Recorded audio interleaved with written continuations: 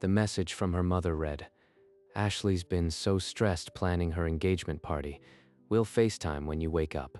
Nicole's hand dropped to the thin hospital blanket. Beside her, Joseph inhaled sharply, reading the screen over her shoulder. They're really not coming.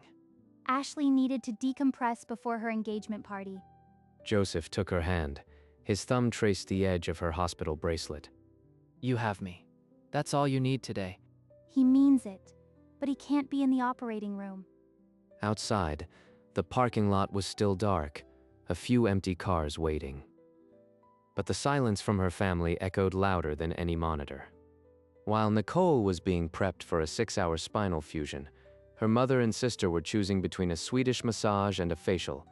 A week earlier, the surgery date had arrived by mail, and Nicole had circled it in red on the fridge calendar, hoping it would be a reminder to everyone. Mom, the surgery is a 6-hour procedure. I'll need someone there. Oh, honey, you have Joseph. Ashley is so stressed planning her engagement. She needs a mother-daughter weekend. This is my spine, Mom, not a dentist appointment. But Sandra's phone already had the spa's reservation app open, the cursor hovering over a Friday afternoon slot. I've booked the Golden Spa for Friday. Ashley's really been looking forward to it. Nicole stared at the phone, the call ending before she could mention the date again. She didn't even ask what time the surgery was. Friday, the exact morning Nicole was scheduled to be on the operating table. The day her mother chose a hot stone massage over her daughter's spine. The morning of the surgery, Joseph drove in silence, his hand resting on hers across the center console. They'd be at the spa by now, checking into their suite. You're going to be fine. The surgeon is top-notch. I know, I thought they'd at least call. The hospital loomed ahead, its glass doors reflecting the thin morning light.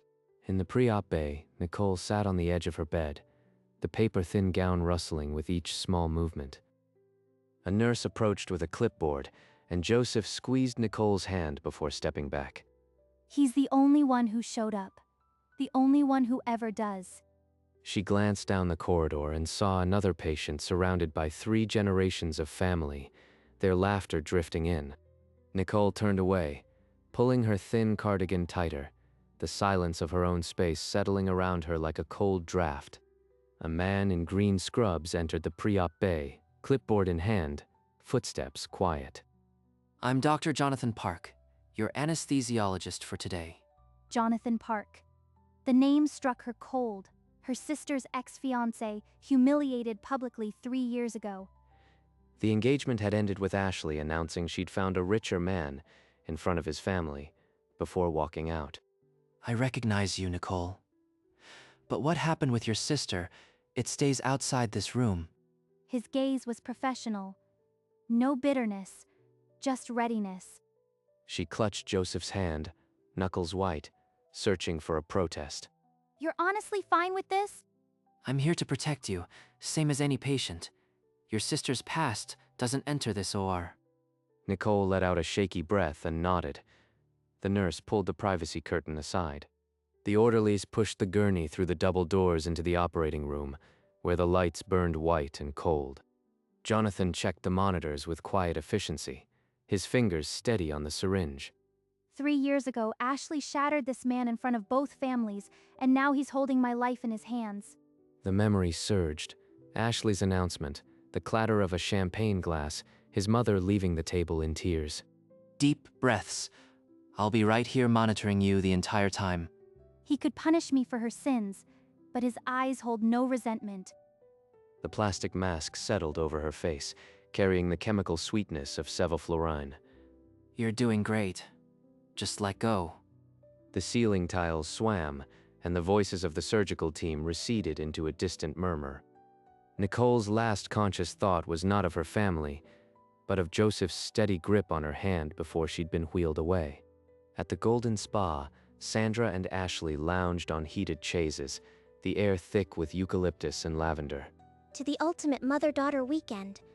No cell phones, no responsibilities. Just us. You deserve it, sweetheart. All this wedding planning has worn you out. Ashley admired her ring, the diamond sparkling, and angled her phone for the perfect selfie. The caption she wrote, So grateful for some R&R with the best mom. Feeling so incredibly blessed, the post went live. A beaming Ashley, her diamond front and center, the golden spa tagged in the location. I'll send Nicole a message. She's probably being wheeled in right now. I hope Joseph remembered to bring her a charger. She'll be fine. Joseph treats her like a princess. This is my engagement celebration, Mom. Let's not let her surgery overshadow it. The likes poured in, a digital trail of hearts and envious comments, a public portrait of devotion. And 90 miles away, the man Ashley had once publicly shattered stood over Nicole's exposed spine, adjusting the drip. In the hospital break room, surgical tech Lisa scrolled Instagram, her coffee growing cold. She froze. The blonde laughing in the spa photo was Ashley Whitmore, Dr. Park's ex-fiancé. Jenny, look at this. That's her. The woman who humiliated him. The same Ashley who dumped him in front of his family, and he's in with her sister? Nicole Reeves on the table right now. That's her sister. He could be compromised, even subconsciously the liability alone. He's a professional, but you're right about the optics. The conversation was a small spark, but neither realized it was already catching. If this gets to the wrong person, it'll be a mess for everyone. By the time Lisa's break ended, the whisper had moved to the nurse's station, no longer hers to control. Jenny found charge nurse Davis at the nurse's station, reviewing a stack of charts with her usual focused intensity. Ms. Davis, there's a situation with Dr. Park's patient, the one in surgery right now. Davis set down her pen, signaling Jenny to continue with a curt nod. His patient is Nicole Reeves. Her sister, Ashley, is Dr. Park's ex, the one who dumped him so publicly. And you're certain he's aware? He'd be putting his license on the line if he didn't disclose. He disclosed it on his form, but the optics are terrible. The staff is already talking. Then, it's out of our hands. Policy says I have to report this to patient relations. She didn't hesitate. The phone was off the hook before Jenny could protest. Mr. Collins, we have a potential conflict situation in surgery. Dr. Park disclosed it, but I'm forwarding you the details now. When she hung up, the room felt heavier, the quiet hum of the hospital now carrying a secret that wouldn't stay small. Nicole's eyes fluttered open to the steady beep of a heart monitor. The recovery room was dim, and the taste of the breathing tube still scraped her throat. Is it over? Did they? It's over. The surgery went perfectly. You're going to be fine. She tried to bring his face into focus. The outline was blurry, but his voice was steady. 7 hours. And he's still here, holding my hand like he promised. You stayed the whole time. Every minute. I wouldn't be anywhere else. He squeezed her hand, but his jaw tightened slightly. A thought he wasn't sharing. Dr. Park kept his word. He was nothing but professional. What's on your mind? Nothing to worry about. Just rest now.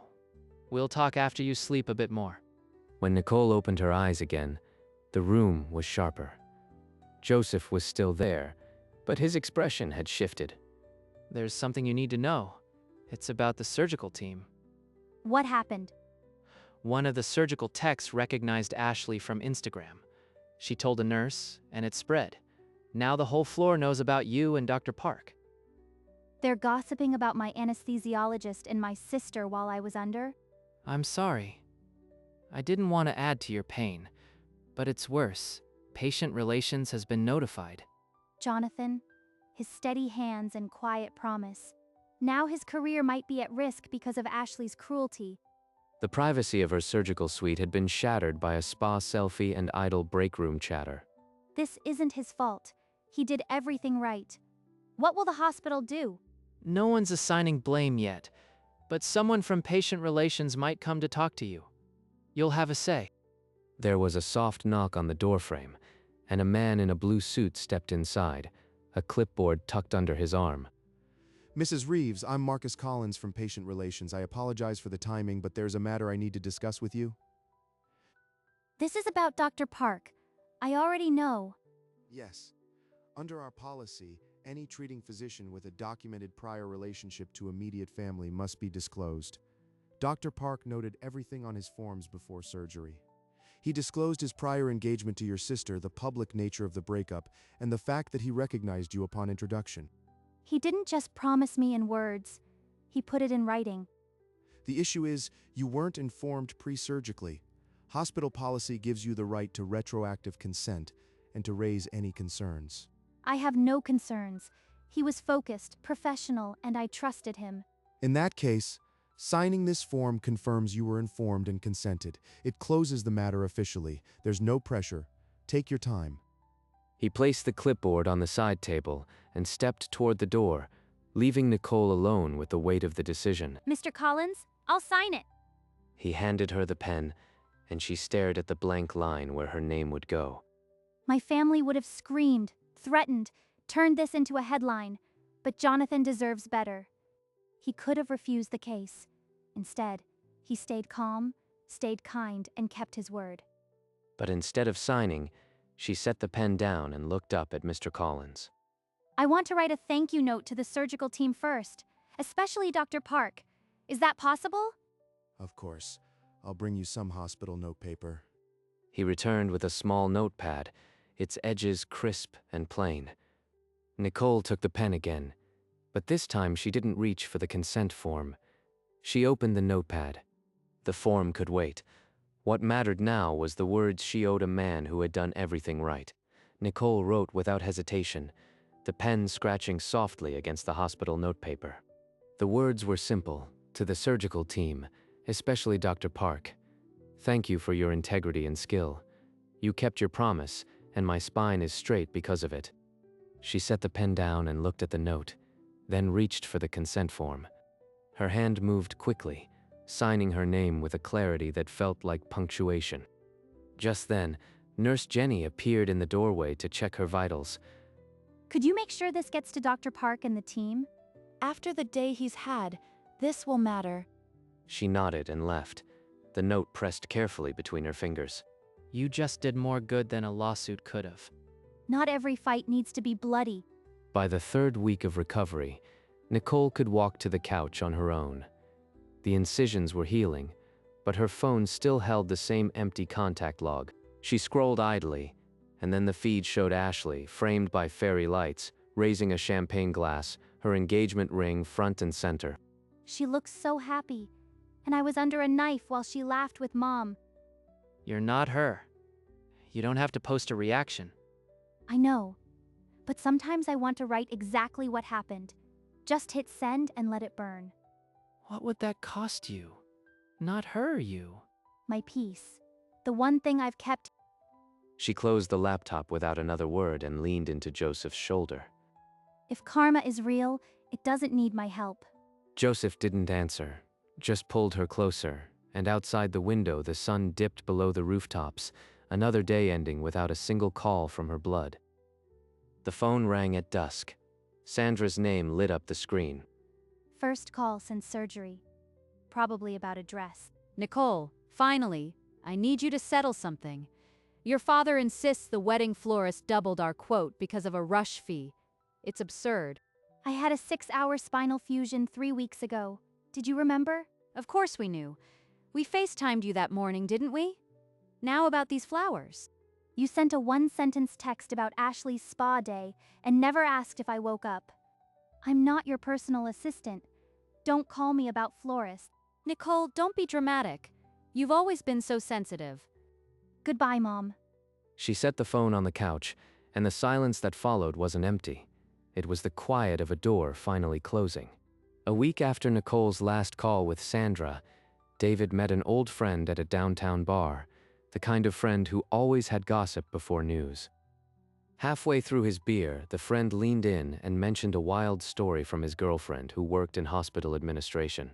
He told David about the anesthesiologist who had once been engaged to a patient's sister, and how the sister had publicly dumped him for a richer man. Wait, the sister? You're talking about Ashley? My Ashley? The friend nodded, clearly expecting David to laugh it off. But David's expression had already turned to stone. I need to know everything. Every detail you heard. That night, he searched old news clips and social media posts, piecing together the full story of the broken engagement.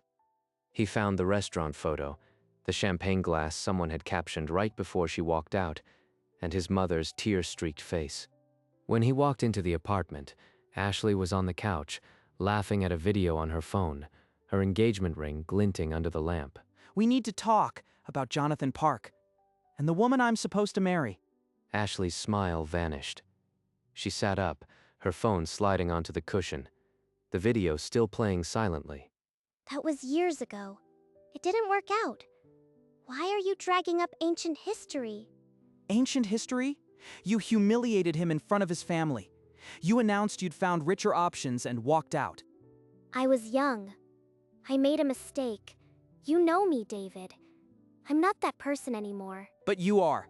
The woman who skipped her sister's surgery for a spa day, never looked back, and still laughs about it. Nicole is fine. That's got nothing to do with us. Please, don't throw this away. It has everything to do with us. I can't marry someone capable of that kind of cruelty. He didn't shout. He didn't slam the door. He simply looked at the ring on her finger and said nothing more. Ashley's fingers fumbled with the ring, pulling it off, but he had already turned toward the door. The diamond was left on the coffee table, among the scattered wedding brochures, its sparkle no longer celebratory. The call came 3 days after David walked out. Nicole's phone buzzed against the coffee table, the name Ashley flashing under a cracked screen protector. She stared at it for a long moment, then picked up without a word. Nicole? Are you there? He left me. David left me, and it's all because of you. I'm listening. If you hadn't had your surgery with Jonathan, no one would have ever dug up that old story. You couldn't have just rescheduled? Nicole let the silence stretch, feeling the weight of Ashley's ragged breathing on the other end. You've always resented me. You wanted me to be unhappy, and now you've got it. Are you happy now? Nicole closed her eyes. The accusation hung in the air, thin as glass. Are you finished? Nicole opened her eyes. The room was so still she could hear the clock above the stove. I was in surgery, a 6-hour spinal fusion. Did you even know that? On the other end, Ashley's breath caught. Then a stammer started that never became a word. You posted a selfie from a spa while my back was open on an operating table? Ashley's silence was louder than any justification she'd ever offered. Not a call. Not a text after. You didn't even know what day it was. Joseph had stepped into the doorway, watching. He didn't move, just gave her the space to finish it. This isn't my doing, Ashley. It's yours. Goodbye. The line went dead. Ashley stared at the screen. No tears left, just the sound of her own shallow breaths. Nicole set her phone beside her leg and closed her eyes, feeling a strange, hollow peace settle into her chest. When she opened her eyes, Joseph had moved from the doorway to the edge of the couch, his hand resting lightly on her ankle. That was Ashley? She called to blame me. I told her I was in surgery. She didn't know. How do you feel? Lighter. Like I've been carrying a stone in my pocket for years and finally set it down. She never saw me. Not really, but I'm not invisible anymore. Joseph shifted closer, wrapping his arms around her. She leaned into the warmth, the scent of his shirt. You did the hardest thing. You spoke your truth and walked away. That's more than she'll ever do. I didn't do it for revenge. I'm tired of being the afterthought. They stayed like that as the room darkened, the night settling in, and for the first time Nicole felt the silence wasn't absence, it was her own. Months later, Nicole walked the park trail without limping, her spine fused and strong beneath a soft cotton shirt. Joseph walked beside her, a crumpled map in his hand they'd already ignored twice. This path leads to the pond, unless you trust me, in which case it leads to adventure. I trust you. Adventure sounds better than a pond full of geese. They passed a family at the playground, a toddler shrieking with delight. Nicole watched for a beat, then squeezed Joseph's hand. A flicker of something old, but no regret. Just a quiet recognition that this life is mine.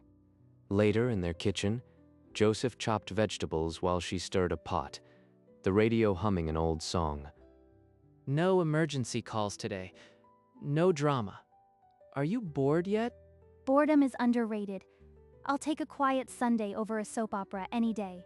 As the evening settled, Nicole curled up with a book, the last light painting the room amber. She was no longer anyone's afterthought. The wedding photo hung where she could see it every morning. The smiles were soft. Joseph's arm wrapped around her with a steadiness that had never wavered. She crossed to the mirror and lifted her shirt, the scar pale along her spine. This scar is not loss. It's the day I stopped waiting for people who never came. Her finger traced it, then the fabric fell back. I'm not invisible. I never was. I just looked in the wrong places. She returned to the living room and set the photo on the side table as dusk deepened. She didn't need to call anyone. The silence was full, holding only her own heartbeat. The chair by the window remained empty, but the wedding photo caught the last gold light. She had built a life that didn't need to scream to be heard. It was hers, and that was enough.